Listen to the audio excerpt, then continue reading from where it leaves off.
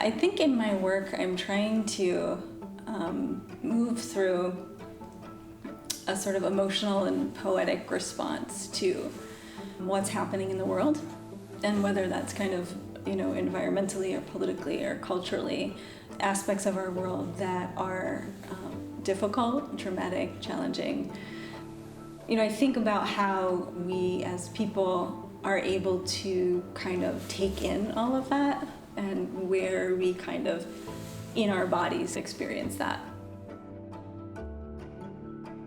These specimens that come out of the work that I make, I want them to look experienced, so I want them to sort of look like they have gone through the ringer in a way, and sort of come out triumphant in a way, but without negating pain or sort of the idea of an emotional kind of background.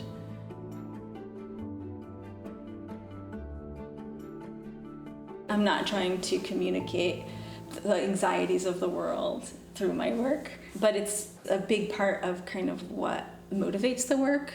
What winds up coming through is much more rooted in kind of this resilience. So a reviewer of my work one time described it as having this grotesque beauty, but that there was some humor kind of infused in the forms that I make. The grotesque comes from the idea that they're sort of fleshy and they look like they've been skinned, so there's a lot of tendons and muscle tissue. But then there's sort of this beautiful line work and sort of twisting and sort of a grace to them. There's something interesting about that paradoxical notion of grotesque beauty. The humor's a little bit more subtle. There is something funny about the mutant aspects of them, this kind of hybrid between botanical and sort of human biological forms and systems. There's a kind of odd way in which they are both disjointed but become unified and kind of work. Where I place these objects in terms of maybe a unified world in my own body, that's what my organs look like. Obviously, that's sort of a metaphorical. I don't really think that my internal organs look like that, but it's kind of where I'm going when I'm looking internally. They are clearly recognizably coming from the natural world, botanical aspects or parts of the human body or animals.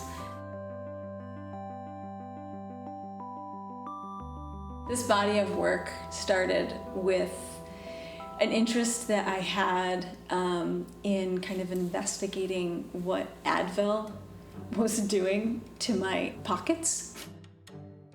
For various reasons, I've always had Advil around, and I would notice that it would sometimes get wet or leave stains.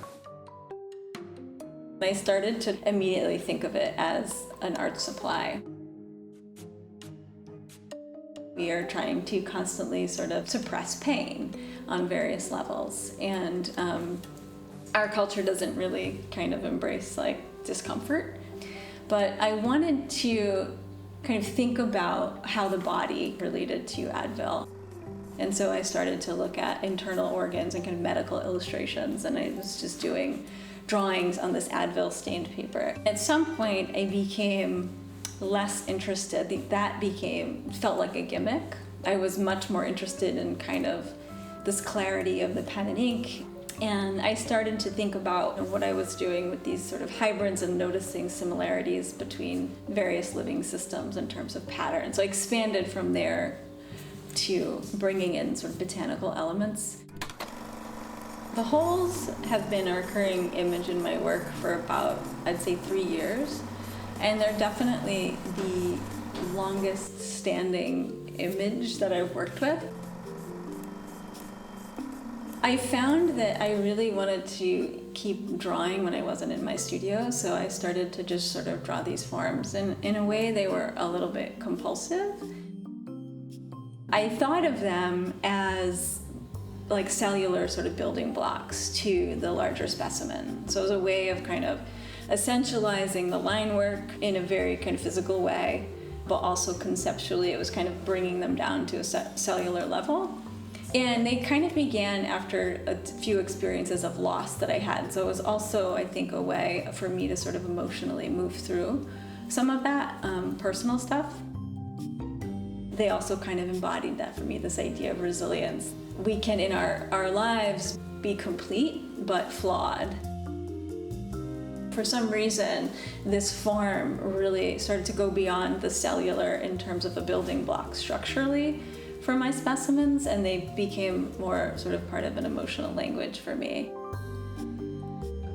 I liked that they looked really familiar. There was sort of this ubiquitous quality to them, even just in terms of like orifices. But they also looked like sort of smoke rings, or this idea of exhaling. So I had a lot of different associations for them. It's most important to me that people interact with my work on their own terms, and that they find their way to it and sort of through it based on their own experiences.